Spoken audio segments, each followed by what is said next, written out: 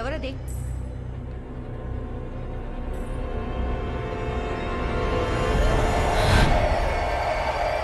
ఏమైందమ్మా? ఇంత రాత్రి అప్పుడు అందరూ ఇక్కడ ఏం చేస్తున్నారు? మేడ మీద ఎవరో పాడినట్టు వినిపించింది. ఏంటో చూడ్డానికి వెళ్ళిన వీళ్ళిద్దరూ ఏదో నీడను చూసి భయపడ్డారు. నేను చూస్తానని వెళ్ళిన గాయత్రి ఇంకా రాలేదు. నాకేం అర్థం కావడం లేదు. చాలా భయంగా ఉంది.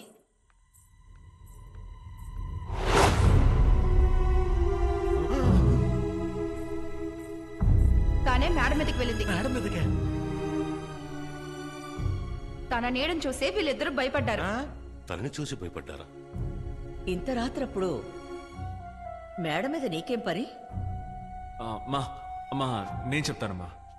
తనకి ఇక్కడ పనిచేయడం కంటే ఈ అంతఃపురం మొత్తాన్ని చూడాలన్నదే కోరికని తను నాకు చాలాసార్లు చెప్పింది. మీరందరూ నిద్రపోయారనుకుని మేడ మీదకి వెళ్ళింది. పాపం దొరికిపోయింది. చూసారమ్మా, నేను చెప్పారా? అదేనమ్మా, ఆ పిల్ల మేడ మీదకి వెళ్ళి జాలీగా ఒక పాట పాడింది. ఇప్పుడు చెప్తున్నానమ్మా, ఇంట్లో భయపడేలా ఏమీ లేదు. ఇది దైవకళ ఉట్టిపడే ఇల్లు. అందుకని ఉదయాన్నే 3 దిక్కులకి కలిపి పత్రాలు రిజిస్ట్రేషన్ చేద్దాం. దక్షిణాన్ని వదిలేద్దాం. ఒక్కటిచ్చానంటే ఎప్పుడు ఏం మాట్లాడాలో తెలియదు. వీపీ అమ్మా, మీరు వెళ్ళి పడుకోండమ్మా. ఏదైనా సరే రేపు మాట్లాడుకుందాం. వీపీ అన్నాడు. వెర్రి పుష్పం అని షార్ట్ గా అన్నాడేమో. రంగనాయకి, కాంట్రాక్టర్స్ అందరితోనూ మాట్లాడాను. ఆ ఇద్దరు చనిపోయిన విషయం తెలిసి మన గుడిని శుభ్రం చేయడానికి ఎవరు రావట్లేదు. ఏం అర్థం కావడం లేదు అన్నయ్య. ఇప్పుడేం చేయాలో తెలియడం లేదు. ఉన్న చోట సమస్య, గుళ్ళోనూ సమస్య అంటే ఆ పూజ ఎలా జరిపించడం మరి? ఇలా చూడండమ్మా, ఆ పూజారి చెప్పిన దాన్ని బట్టి మీ ఎవ్వరికీ చెప్పకుండా నేను ఒంటరిగా అక్కడికి వెళ్ళి చూశాను. అందులో నాచు, బురద, మొక్కలు ఏమీ లేవు. నీళ్లలో పడిపోవడానికి ముందే వాడికి హార్ట్ అటాక్ వచ్చింది. అలాంటప్పుడు వాడు ఒంట్లో నీళ్ళు ఎలా ఉంటాయి చెప్పండి? కరెంటు షాక్తో చనిపోయిన వాడు వైరు ఇనుముకి తగలడం కూడా చూసుకోకుండా స్విచ్ ఆన్ చేశాడు. షాక్ కొట్టి చనిపోయాడు. ఈ 2 మరణాలు నన్ను అడిగితే విపత్తనే అంటాను. పూజారి గారు అలా అంటున్నారు, ఏనేమో ఇలా అంటున్నారు. ఏది నమ్మాలో ఏం అర్థం కావట్లేదే.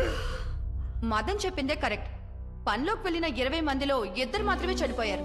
ఒకవేళ ఇది చంద్రముఖి పని అయి ఉంటే కాంట్రాక్ట్ తీసుకున్న గోపాలే కదా ముందు చనిపోయి ఉండాలి. మనం ఎంతమంది ఉన్నాం కదా, గుడిని శుభ్రం చేయడానికి బయట వాళ్ళెందుకు, మనమే చేసేద్దాం. ఈ విష పరీక్షకి మేము రెడీగా లేవు. పైకి వెళ్ళేందుకే పులుసు కారిపోతే. అవును, ఆర్థిక నష్టాన్ని, ఆస్తి నష్టాన్ని తట్టుకోగలం. ప్రాణ నష్టాన్ని ఎలా తట్టుకోగలం? ఇలా చూడండమ్మా, ఈ ఇంట్లో ఉన్న వాళ్ళంతా అక్కడికి వెళ్ళడానికే భయపడుతున్నారు. నేను వెళ్ళి ఆ గుడిని శుభ్రం చేస్తాను. ఎప్పుడు మీ గుళ్ళో సమస్య వచ్చిందో ఆ సమస్యని పరిష్కరించే వెళ్ళాలని నిర్ణయించుకున్నాను. కన్ఫ్యూజ్ చేస్తున్నాడు. అప్పటికీ నాకేమైనా అయితే మీ నిర్ణయం మీరు తీసుకోండి.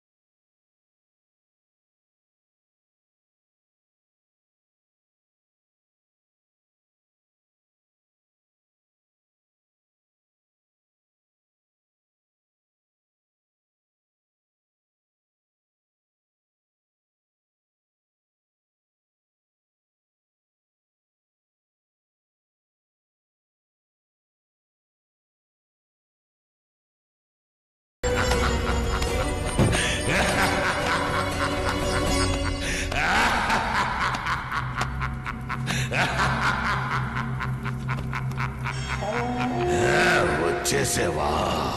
వెలుతురుని తీసుకొచ్చేసావా? నేను ఆ రోజే చెప్పాను నువ్వే చేయగలవు అని.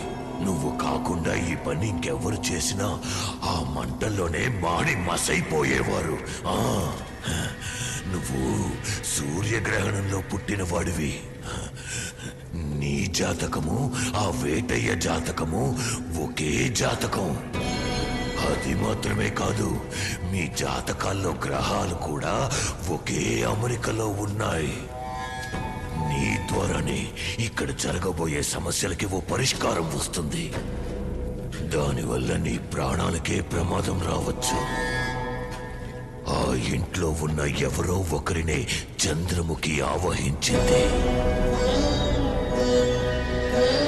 వాళ్ళ ద్వారానే తను అనుకున్నది సాధించబోతోంది.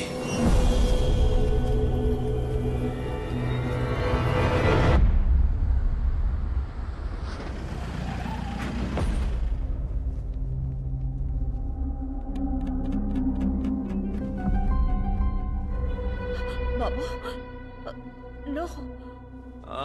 నేను ఆ గుడిని శుభ్రం చేశాను, నాకేం కాలేదే. ఇక మీద ఆ గుళ్ళో ఏ సమస్య ఉండదు. ధైర్యంగా మీ పూజను మొదలెట్టండి. లేదు బాబు, నువ్వు గుడిని శుభ్రం చేయడానికి వెళ్ళిన అదే సమయంలో ఇక్కడ ఒక పెద్ద ప్రళయమే వచ్చింది. పైనెవరో అరవడం ఏడవడం, వస్తువులన్నిటినీ విసిరి పగలగొట్టి ఇల్లే కూలిపోయేంత పని అయింది. ప్రాణం పోయి వచ్చినట్టుగా ఉంది. ఇక్కడ ఒక్క నిమిషం కూడా ఉండకూడదు, వెంటనే వెళ్ళిపోదాం. అవునక్క, వెళ్ళిపోదాం. చూడు, ఇంకొక్క నిమిషం కూడా ఇక్కడ ఉండొద్దు.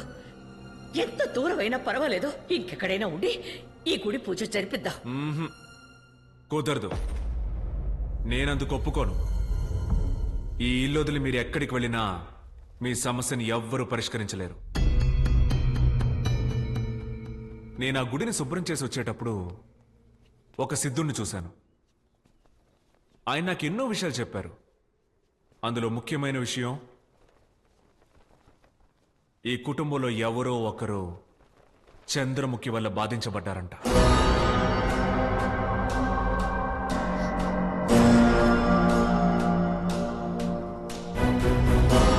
అదెవరో తెలుసుకోకుండా ఈ ఇంటి నుంచి మనం ఎలా వెళ్ళగలం? 17 ఏళ్లకి ముందు ఇలాంటిదే ఒక సమస్య ఈ అంతఃపురంలో జరిగినట్టు కూడా చెప్పారు. ఇదిగో, ఇవన్నీ మేము రావడానికి ముందే ఎందుకు చెప్పలేదయ్యా? అప్పుడు జరిగిన మాట నిజమేనండి, కానీ అవన్నీ అప్పుడే సర్దుకున్నాయి. అయినా అందరినీ పిలిచి దక్షిణం వైపు వెళ్ళొద్దని చూచాయిగా చెప్పాను. ఇప్పుడు వాటన్నింటినీ మించి ఇలా జరుగుతుందంటే దానికి కారణం ఎవరో నాకు తెలియటం లేదు.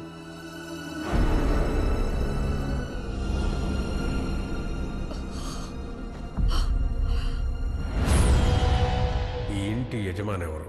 నేనే స్వామి. ఇంతకుముందు ఈ ఇంట్లో ఏం జరిగింది? అది జరిగి 17 సంవత్సరాలు అవుతుంది.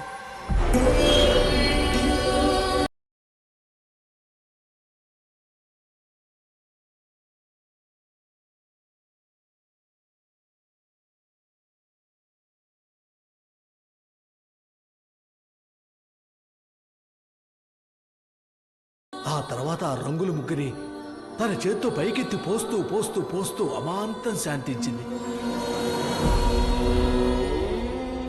ఆ రోజు గంగని నయం చేసిన ఆ గది ఇప్పటికీ అలాగే ఉందా? ఆ గది అలాగే ఉంది స్వామి. చంద్రముఖి కోసం వేసిన ముగ్గుని పెద్ద పెద్ద మాంత్రికులు మాత్రమే వచ్చి చెరపగలరు. ఇంకెవరొచ్చి చెరిపినా ఆ కుటుంబానికే ఆపదని రామచంద్ర సిద్ధాంతి చెప్పారు స్వామి. అప్పటినుంచి ఇప్పటి వరకు ఆ గది వైపు ఎవరు వెళ్ళలేదు స్వామి. ఆ గదిని నేను చూడాలి.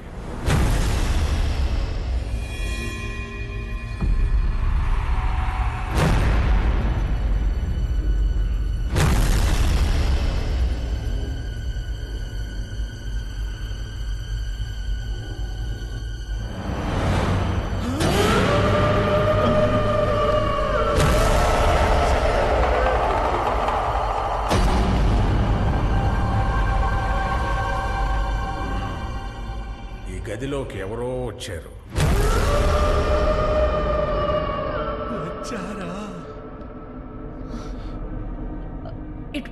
ఇటువంటి ఒక రూమ్ ఉన్నట్టు ఇప్పుడే మాకు తెలుసు. ఎవరో వచ్చారు